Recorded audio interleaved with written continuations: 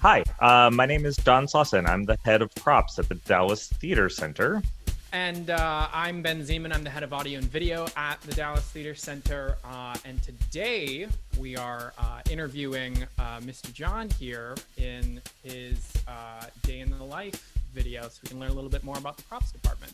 John, just to start off, what is a props department, and tell me about the props department at Dallas Theater Center. So a prop is anything an actor picks up, carries, moves during a show. If you pick the stage up and shake it, everything that falls out but actors are props.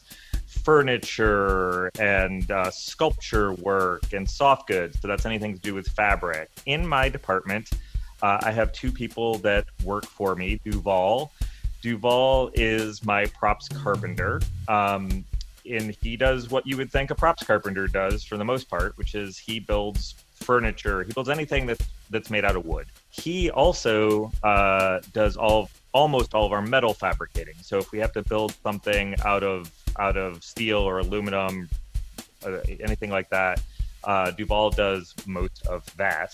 Nicole is my assistant, and Nicole helps me as any assistant would. She helps me organize things, helps me with calendars, meetings, agenda stuff, like any of that kind of stuff, normal assistant stuff.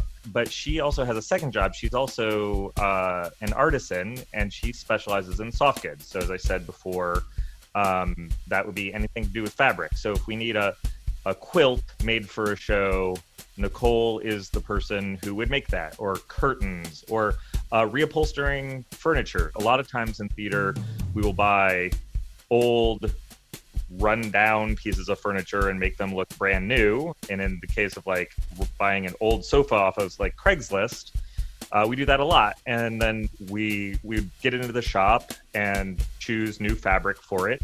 Do you find a lot that those two positions interact? So they do certainly work hand in hand. My main job when it comes to my crew is basically funneling information from directors and designers into usable information for my crew. My job is to take what the scenic designer is envisioning for something and make sure that thing shows up on stage. How did you get to this position, and what kind of career path got you to this point?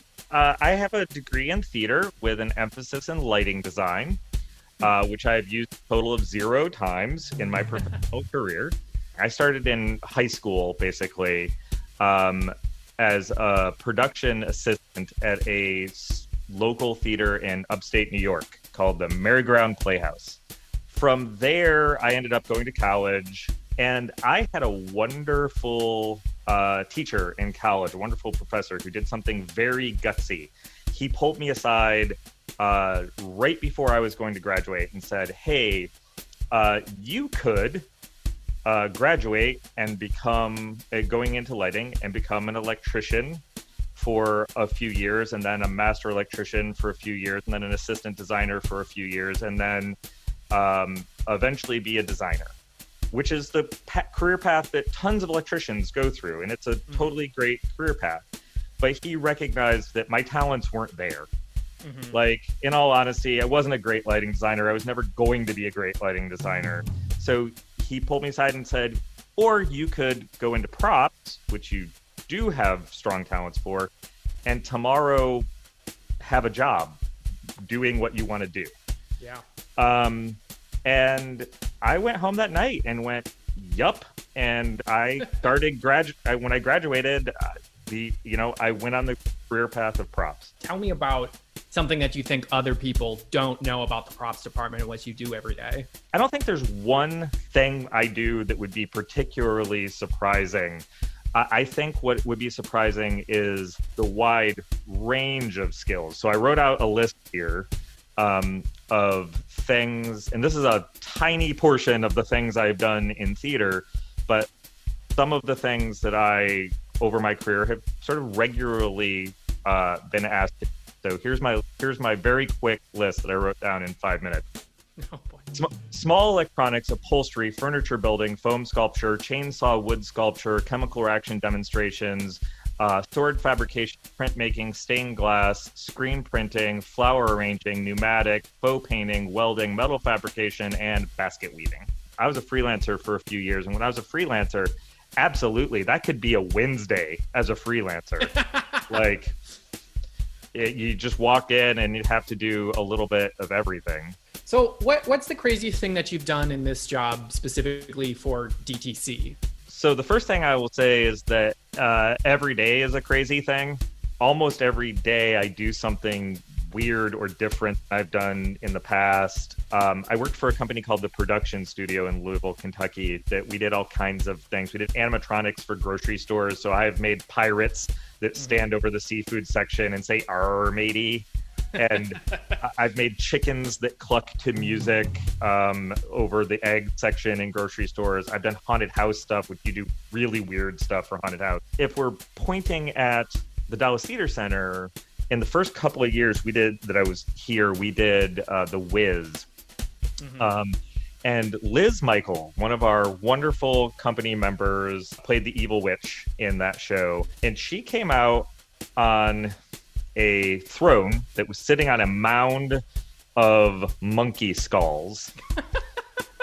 Then she had to, spoilers for the Wizard of Oz and for the Wiz, but she melts and she disappears. So there had to be a trap door in this mound of monkey skulls, which she sort of melted through into the floor.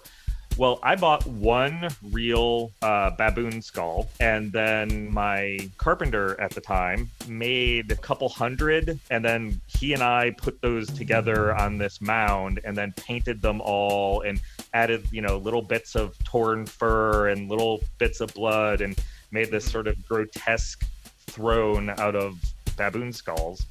Yeah, that was a weird one. That was What did you call it then too?